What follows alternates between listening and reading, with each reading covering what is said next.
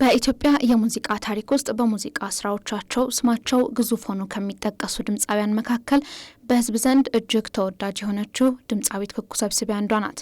ድምፃዊት ኩኩ ሰብስቤ ከልጅነቷ ጀምሮ ለሙዚቃ ልዩ ፍቅር ነበራት። ይህ የሙዚቃ ፍቅር ደግሞ ተዳፍኖ አልቀረም። የዘመኑን የሀገር ውስጥና የውጭ ድምፃውያንን ሙዚቃዎችን ታዳምጣለች፣ ታንጎራጉራለች። የኩኩ የሙዚቃ ፍቅር ጥልቅ ነበር። ከላይ የተሰጠ ሆኖባት በማንጎራጎርና በማዳመጥ ብቻ መቆም አልቻለችም። የሌሎችን ድምፃውያን ዘፈኖች መስፈንም ጀመረች። ድምፃዊት ኩኩ ሰብስቤ መጀመሪያ መድረክ ላይ የወጣችው ሂልተን ሆቴል በጓደኞቿ ተገፋፍታ እንድትዘፍን የተደረገችበት እለት ነው። ይህ ቀን የእሷን የሙዚቃ ጉዞ መንገድ የከፈተም ነበር። ይህ ስራዋ ከአይቤክስና ከዋሊያ ባንድ ጋር እንድትሰራ መንገድ የቀየሰላት አጋጣሚም ሆኗል።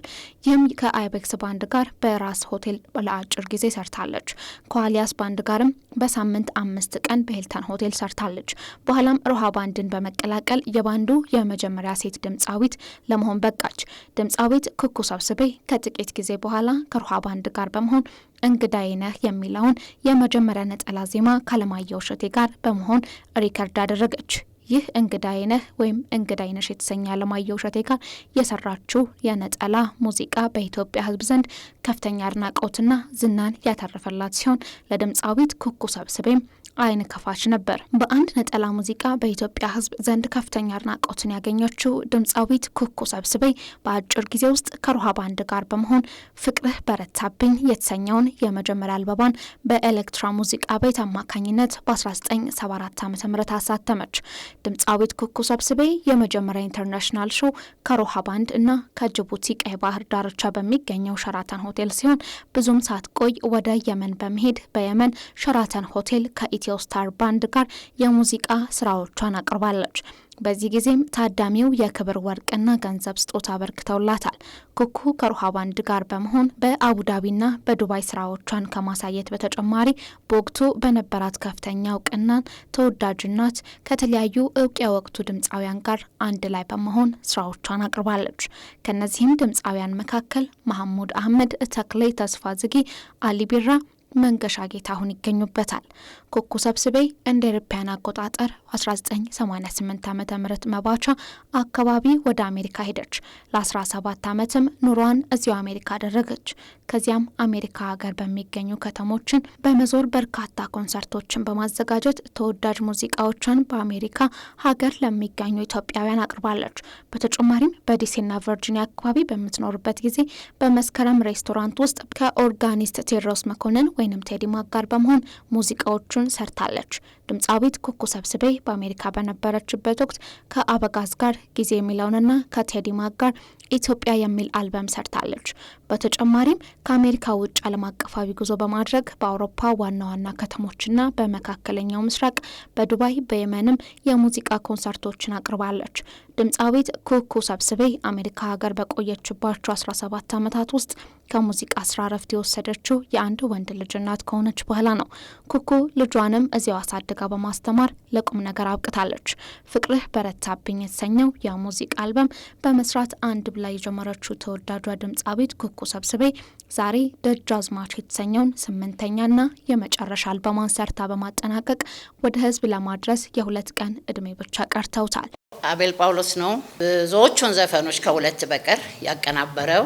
ሁለቱም ዘፈኖች ደግሞ ማሩ ይባላል ያቀናበራቸው።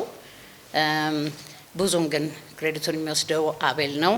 አቤልዬ ካንተ ጋር በመስራቴ ከፍተኛ ደስታና ክብር ይሰማኛል። በጣም ነው ማመሰግነው ለዚህ ስለበቃን።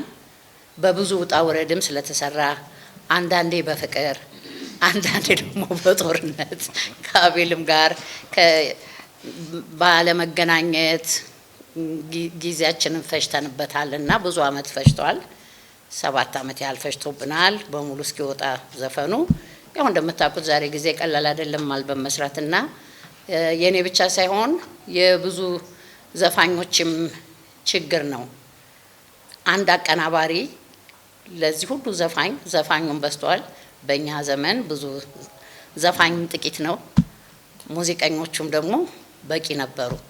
አሁን ግን ባለው ሁኔታ አንድ ሰው ነው የሚያቀናብረውና ለዚህ ሁሉም ለብዙሃኑ ዘፋኞች ይሄን ሁሉ ስራ ለመስራት ትንሽ ይከብዳል። የራሳችን ኑሮ አለን፣ የራሳችን ሩጫ አለንና በዚህ ሲባል ይሄን ያህል አመት ፈጅቷል። አሁን የዛሬ 7 አመት የነበረኝ መልክና ዛሬ አንድ ላይ ይሆናል ምናልባት። ድምጻዊት ኩኩ ሰብስቤ የምትሰራቸው ሙዚቃዎች በግጥም ይዘታቸው የበሰሉና ፍሬ ያላቸው ሲሆኑ በዜማ ረገድም ቢሆን የላቁና ለዛ ያላቸው የማይጠገቡ ናቸው።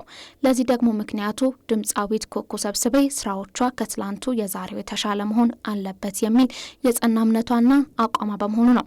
ታላላቅ ገጣሚዎችና የዜማ ደራሲያን የሙዚቃ አቀናባሪዎች የተሳተፉበት ደጃዝማች የተሰኘው የድምጻዊት ኩኩ ሰብስቤ 8ኛ አልበማ የፊታችን አርብ ሚያዝያ 24 ቀን 2017 ዓ.ም ለህዝብ ይደርሳል። በአልበም ደረጃ ይሄ የመጨረሻ ነው።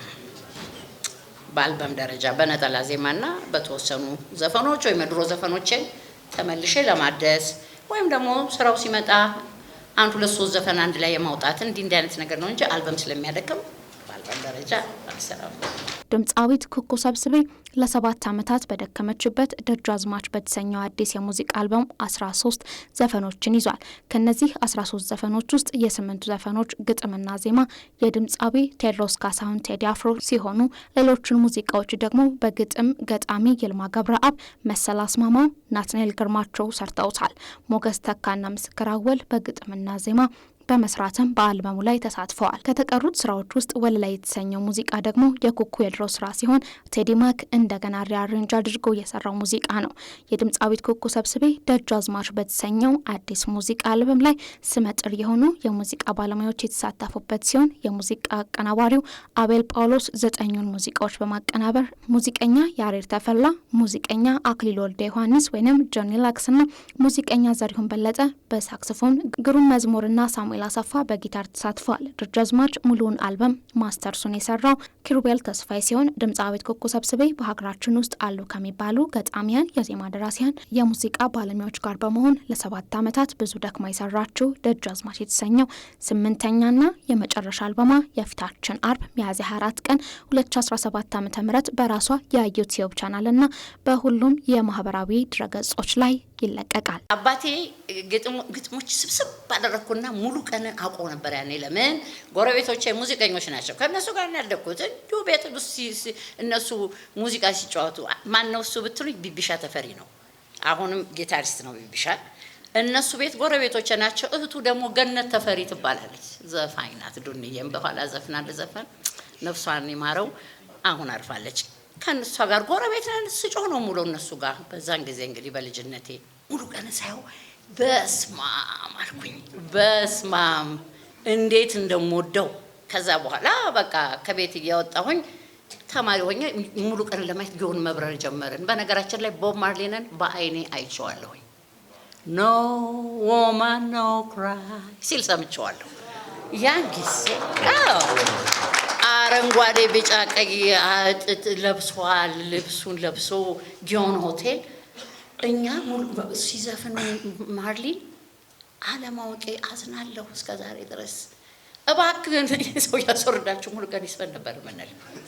ኧረ እባካችሁ ቦብ ማርሊ ቆሎ ይለናል ሳላስፈርመው ፎቶግራፍ ሳልነሳና በዛ ለሙሉ ቀን። ከዛ በኋላ ተዋውቁት በጎረቤቶቼ ግጥም መስጠት ጀመርኩኝ።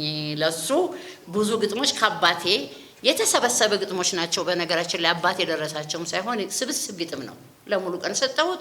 ሙሉ ቀን ዘፈናቸውና ለኔ ደግሞ በናፍቆት ነው የከሳሁኝ እኔም በላው መቻጣው አንተ ሲያስብ ነው የሚኖረው ልቤ ለማረፍ ያልታደለው የሚል ዘፈን ሙሉ ቀን መለሰ ሰጠኝ። ደግሞ